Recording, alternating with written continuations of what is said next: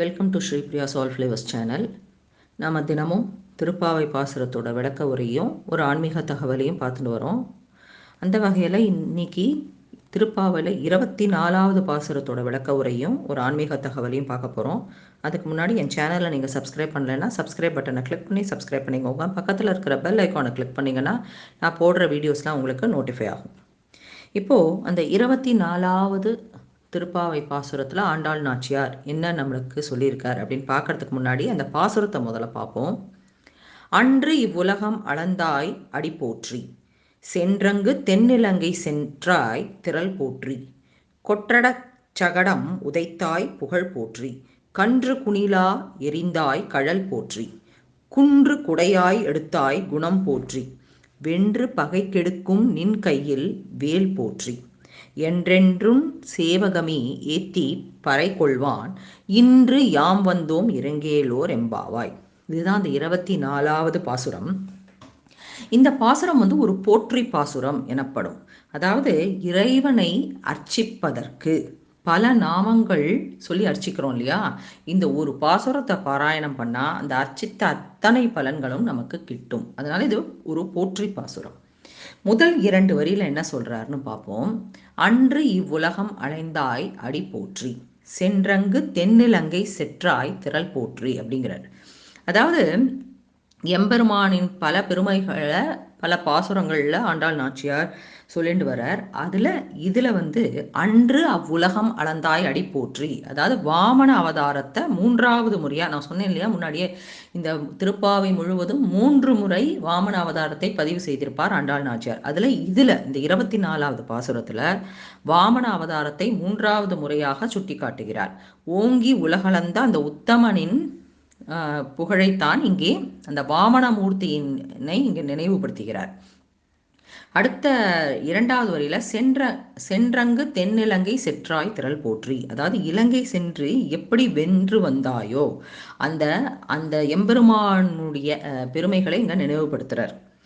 இப்படிப்பட்ட உன்னுடைய கழலைனா திருவடியை நாங்கள் போற்றுகிறோம் அப்படின்னு சொல்றார். அடுத்த 2 வரியை பார்ப்போம். கொன்றடச் சகடம் உதைத்தாய் புகழ் போற்றி, கன்று குணிலாய் எரிந்தாய் கழல் போற்றி, அதாவது சக்கர வடிவில் வந்த சகடாசுரன் என்னும் அரசனை வீழ்த்தி வதைத்த கண்ணனின் வீரதீர செயல்களை தான் இங்க நினைவுபடுத்துறார். அப்படிப்பட்ட வீரதீர செயல்களை செய்த கண்ணனின் திருவடிகளுக்கு வணக்கம் அப்படின்னு சொல்றார். அதே மாதிரி கன்று குணிலா எரிந்தாய் கழல் போற்றி அப்படின்னா கன்று வடிவில் வந்த வட்சாசுரன் என்னும் அசுரனை தடியாக மாற்றி விளாமரமாக வடிவெடுத்த கபிதாசுரன் என்னும் அரக்கன் மீது ஏவி இவ்விரண்டு அசுரனையும் ஒரே நேரத்தில் கொன்ற வீரதீர செயல்களை செய்த கண்ணனினுடைய வீரதீர பராக்கிரம செயல்களை பற்றி தான் இங்கு சொல்றார். சொல்லி உன்னுடைய திருவடிகளுக்கு என்னுடைய வணக்கம் அப்படின்னு சொல்றார். அடுத்த 2 வரியை பார்ப்போம். குன்று குடையாய் எடுத்தாய் குணம் போற்றி, வென்று பகை கெடுக்கும் நின் கையில் வேல் போற்றி, அதாவது கோவர்தனகிரி மலையை குடையாக பிடித்த வரலாற்றை இங்கு நினைவுபடுத்துறார். கோவர்தனிக்கான மலையை குடையா பிடித்து அங்க இருக்கிற ஆயர்குலத்துல இருக்கிற அத்தனை உயிர்களையும் காப்பாற்றிய உன்னுடைய திருவடிகளுக்கு எங்களுடைய வணக்கம். உலகில் ஏற்படுகின்ற எந்த துயராக இருந்தாலும் உன் திருவடிகளை பற்றி கொண்டால் அந்த துயரிலிருந்து விடுதலை, எப்படிப்பட்ட விடுதலை, மோட்சம் என்னும் விடுதலையை தரக்கூடிய அந்த ஞானமாகிய சேவடிதானே, அந்த திருவடிகளுக்கு நாங்கள் எங்களுடைய வணக்கத்தை தெரிவித்துக் கொள்கிறோம் அப்படின்னு சொல்றார். அதாவது பகைவன் வென்று பகை கெடுக்கும் நின் கையில் வேல் போற்றிங்கிறார். அதாவது பகைவன் எவ்வளவு பலசாலியாக இருந்தாலும் அவன் பலத்தை எல்லாம் அழிக்கக்கூடிய வேல் அப்படின்னா முருகப்பெருமானுடைய வேல் அப்படின்றது இல்லை, வேல்ங்கிறதுக்கு ஆயுதம் என்பது பொருள். அதாவது பகைவன் எவ்வளவு பலசாலியாக இருந்தாலும் அவன் பலத்தை எல்லாம் அழிக்கக்கூடிய, வெற்றி தரக்கூடிய எல்லாவித ஆயுதங்களையும் ஏந்தியிருக்கக்கூடிய எம்பெருமானே உன் திருவடிகளுக்கு எங்களுடைய வணக்கம் அப்படிங்கிறார். கடைசி 2 வரியில என்ன சொல்றாருன்னு பார்ப்போம். என்றென்றும் சேவகமே ஏத்தி பறை கொள்வான், இன்று யாம் வந்தோம் இறங்கேலோர் எம்பாவாய் அப்படிங்கிறார். அதாவது இத்தனை பெருமைகள் நிறைந்த உன் திருவடிகளை, இவ்வளவு பெருமைகள் இருக்கு இல்லையா, இத்தனை பெருமைகள் நிறைந்த உன் திருவடிகளை நாங்கள் போற்றி பாடி புகழ்ந்து வணங்கி எங்களை முழுமையாக சரணடைய வந்திருக்கிறோம். அதாவது நாங்கள்லாம் உன்னுடைய திருவடிகளை முழுமையாக சரணடைய வந்திருக்கிறோம். ஆகவே இதற்காகவாவது நீ எழுந்து வந்து எங்களுடைய சரணாகதியை ஏற்றுக்கொள்ள வேண்டும் அப்படிங்கிறார். அதாவது என்றென்றும் சேவகமே ஏத்தி பறை கொள்வான். இன்று மட்டுமல்ல, என்றென்றும் எப்பொழுதும் எல்லா நேரமும் உன்னோட திருவடிகளை நாங்கள் சரணடைய வந்திருக்கிறோம். அந்த திருவடிகளை சரணடைய வந்திருக்கிறதுனால அந்த சரணாகதியை ஏற்றுக்கொண்டு எங்களுக்கு அருள்மொழியை பொழிந்து உன்னுடைய அருளை எங்களுக்கு தர வேண்டும், அருள்மொழியை நீ பொழியணும் அப்படின்னு கண்ணனை அருள் புரிய அழைக்கக்கூடிய பாசுரம் இது. அதாவது நான் முன்னாடியே சொன்ன மாதிரி இது ஒரு போற்றி பாசுரம். அதாவது நீங்கள் வந்து அர்ச்சனை செய்யும் பொழுது இந்த பாசுரத்தை பாராயணம் பண்ணலாம். அப்படி இல்லை, இந்த பாசுரத்தை பாராயணம் பண்ணாலே அர்ச்சனை செய்த அத்தனை பலன்களும் நமக்கு வந்து கிட்டும். அதனால் இது ஒரு போற்றி பாசுரம். இந்த பாடலினுடைய விளக்க உரையை சுருக்கமாக பார்க்கலாம். மகாபலி இந்த உலகத்தை கைப்பற்றிய காலத்தில் அதை 3 அடிகளால் அளந்த வாமனமூர்த்தியோட இதை பதிவு பண்ணுறாருங்க. உன் திருவடிகளுக்கு வணக்கம் அப்படிங்கிறார். ராமாவதாரம் எடுத்தபோது சீதையை மீட்க தெற்கிலுள்ள இலங்கைக்கு சென்று ராவணனை வெற்றி கொண்டவனே, உன் வீரத்திற்கு நமஸ்காரங்கிறார். சக்கர வடிவில் வந்த சகடாசுரன் என்னும் அரசனை ஒரே உதையில் வீழ்த்தியவனே, உன் புகழுக்கு வந்தனம் அப்படிங்கிறார். கன்று வடிவில் வந்த வத்சாசுரனை தடியாக மாற்றி அவனை விளாமர வடிவில் வந்த கபிதாசுரன் மீது எய்து இருவரையும் ஒரே நேரத்தில் அழித்தவனே, உன் கால்களில் அணிந்த வீர கழல்களுக்கு மங்களம் உண்டாகட்டும். கோவர்தனகிரியை குடையாக ஆயகுலத்தவரை இந்திரன் அனுப்பிய மழையிலிருந்து காத்தவனே, உன் இரக்க குணத்திற்கு தலைவணங்குகிறோம். பகைவர்கள் எவ்வளவு பலசாலியாக இருந்தாலும் அவர்களை எல்லாம் வீழ்த்தக்கூடிய உன் கையில் அத்தனை ஆயுதங்களையும் ஏந்தி இருக்கக்கூடியவனே, அந்த வேலாயுதத்துக்கு நமஸ்காரம். உன் வீர செயல்களை பாடி உன் அருளை பெறுவதற்கு இன்று மட்டுமல்ல எப்பொழுதும் உன்னை சரணாகதி அடைய வந்திருக்கிறோம்.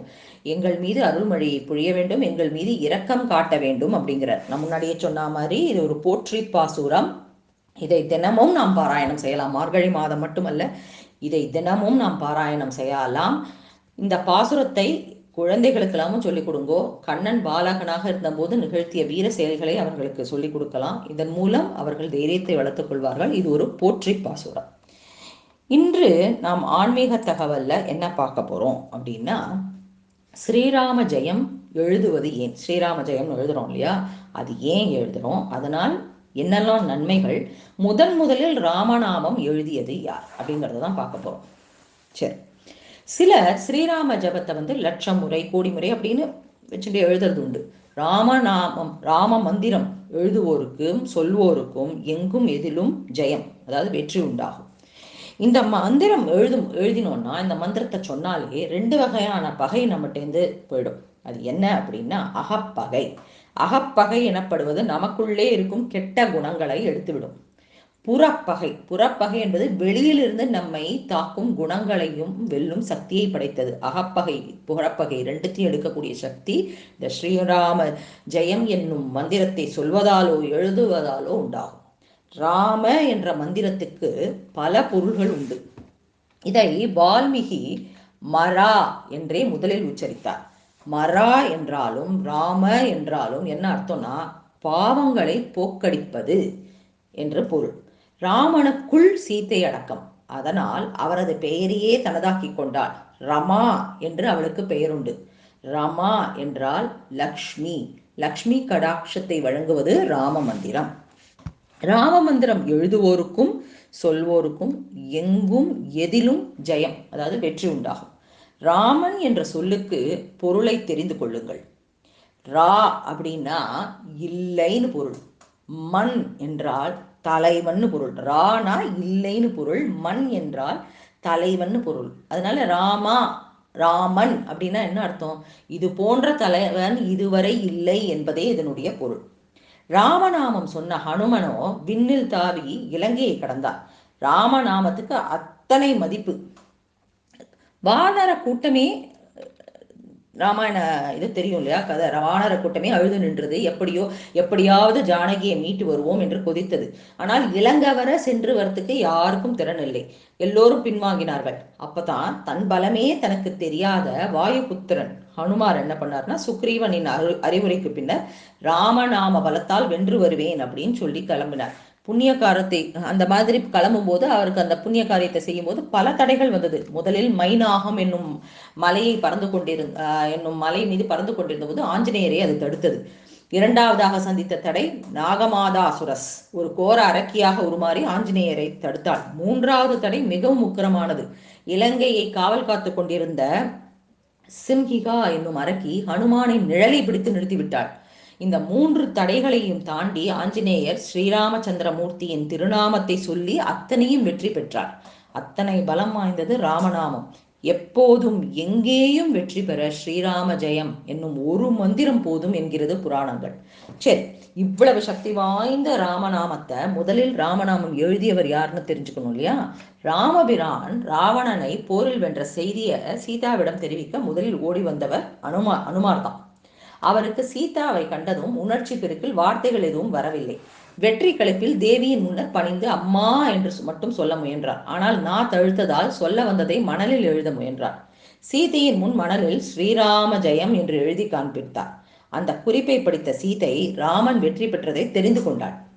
முதலில் ஸ்ரீராம ஜெயம் மந்திரத்தை எழுதியவர் ஹனுமார் தான். அன்று முதல் லிகித நாம ஜபம் என்ற பெயரில் ராமநாமத்தை பனை ஓலை மற்றும் காகிதத்தில் எழுதும் பழக்கம் வந்தது. ராம மந்திரம் எழுதுவோருக்கும் சொல்லுவோருக்கும் நான் சொன்னபடி எங்கும் இதிலும் ஜெயம் வெற்றி உண்டாகும். குறிவைக்க தைக்கும் ராமசரம் அப்படின்னு ஒரு வச்சனம் உண்டு. குறிவைக்க தைக்கும் ராமச்சரம் அப்படிங்கிறது தான் வசனம். அதாவது அப்படின்னா என்ன அர்த்தம்னா, ராமபாணம் எப்படி இலங்கை நோக்கி பாயுமோ அதுபோல ராமநாமம் உங்களின் எண்ணத்தை நிறைவேற்றும் வலிமை கொண்டது. நம்பிக்கையுடன் எதையும் செய்தால் பலன் நிச்சயம். ராமநாம ஜெயம் எழுதுவதால் ஏற்படும் நன்மைகளை பார்ப்போம். ஸ்ரீராம ஜெயம் என்னும் ஜன்மரக்ஷா மந்திரத்தை சிந்தித்தால் எப்பேற்பட்ட முடியாத கஷ்டங்களையும் தீர்த்து வைப்பார் ஹனுமார். ராமநாமாவை சிந்தித்தால் விஷ்ணு சகஸ்ரநாம பாராயணம் செய்த பலன் உண்டாகும் என்று ஈஸ்வரன் சொல்கிறார். எந்த பிரார்த்தனை நிறைவேறணும்னு நீங்க நினைக்கிறீர்களோ, ஸ்ரீராம ஜெயம் எழுதுகிறீர்களோ, அந்த வேண்டுதலை எழுதிட்டு ஸ்ரீராம ஜெயத்தை எழுத ஆரம்பிக்கலாம். கம்பராமாயண பாடல்ல இந்த ராமநாமத்தினால என்னென்ன பலன்கள் அப்படின்றது ஒரு பாடலா சொல்லப்பட்டிருக்கு. அந்த பாடலை சொல்றேன் நானு. நன்மையும் செல்வமும் நாளும் நல்குமே, திண்மையும் பாவமும் சிதைந்து தேயுமே, சென்மமும் மரணமும் இன்றி தீருமே, இம்மையே ராம என்ற 2 எழுத்தினால் நாடிய பொருள் கைகூடும், ஞானமும் புகழும் உண்டாம், விடியல் வழியதாகும் வேரியம் கமலை நோக்கும், நீடிய அரக்கர் சேனை நிறு பட்டழிய வாகை அப்படிங்கிறது இந்த ராமநாமத்தினால வரக்கூடிய அத்தனை பலன்களும் கம்பராமாயண பாடத்துல பதியப்பட்டிருக்கு. விஷ்ணு சகஸ்ர நாமத்துல ராமனோட புகழ பாடுறார் சிவபெருமான் விஷ்ணு சகஸ்ர நாமத்துல ராம நாமத்தை புகழ் பாடும் விதத்தில் ஒரு பலஸ்ருதி ஸ்லோகம் இருக்கு. அந்த ஸ்லோகத்தை படிக்க அனைத்து பலன்களும் முழுமையா கிடைக்கும். அது என்ன ஸ்லோகம்னு சொல்றேன், நான் டிஸ்கிரிப்ஷன் பாக்ஸ்லயும் அந்த ஸ்லோகத்தை தரேன், நீங்க படிக்கலாம். ரொம்ப சிம்பிளான ஸ்லோகம் தான். ஈஸ்வரோ உவாச ஸ்ரீராம ராம ராமேதி ரமே ராமே மனோரமே சகஸ்ரநாம தத்துல்யம் ராமநாம வரானனே. இதுல ராமநாமத்தை 3 முறை ஆழ்ந்த பக்தியுடன் ஜபித்தால் அவர்களுக்கு அத்தனை விடிமோட்சமும் உண்டு. சிவபெருமான் இதுல என்ன சொல்றார் அப்படின்னு பார்த்தோம்னா, அதாவது ஈஸ்வரோ வாச ஸ்ரீராம ராம ராமேதி ரமே ராமே மனோரமே சகஸ்ரநாம தத்துல்யம் ராமநாம வரானனே. இதுல என்ன சொல்றார் அப்படின்னா, எல்லா வார்த்தைகளையும் விட ராமநாம ஜபம் தான் மிகவும் இனிமையானது. அவர் பெயரை சொல்வது விஷ்ணுவின் 1000 பெயர்களை சொல்வதற்கு சமம்னு சொல்றார். ராமநாமம் தான் எல்லா மந்திரங்களுக்கும் மூத்த மூல மந்திரம் என்று கம்பனால் புகழப்படுகிறது. இந்த நாமத்தை ஜெயிப்பவரால் உடலில் மின்சார சக்தி பாய்ந்து இன்பத்தை கொடுக்கும். அதாவது இந்த ஸ்லோகத்துல 3 முறை ராம என்ற நாமம் வருதுன்னு சொன்னேன் இல்லையா? ராமநாமம் தாரக நாமம். அதாவது திரியோயுகம் முடிந்து துவாபர யுகம் முடிந்து கலியுகத்தில் ஸ்ரீ ராமநாமத்தை அனுதினமும் சொல்லிக் கொண்டிருக்கிறோம். அதுதான் ராமநாமத்தின் மகிமை. ராம என்பவை 2 அக்ஷரங்கள். நாராயணா என்ற நாமத்திலிருந்து ரா அக்ஷரத்தை முதல் அக்ஷரமாகவும், நமச்சிவாய என்ற நாமத்திலிருந்து ம அக்ஷரத்தை 2வது அக்ஷரமாகவும் ராமநாமத்தில் உள்ளது. ரா என்பது அக்னி பீஜம், மா என்பது அமிர்த பீஜம். ரா என்று உச்சரித்ததும் நம்முடைய அனைத்து பாவங்களும் நம்மை விட்டு விலகி விடுகிறது.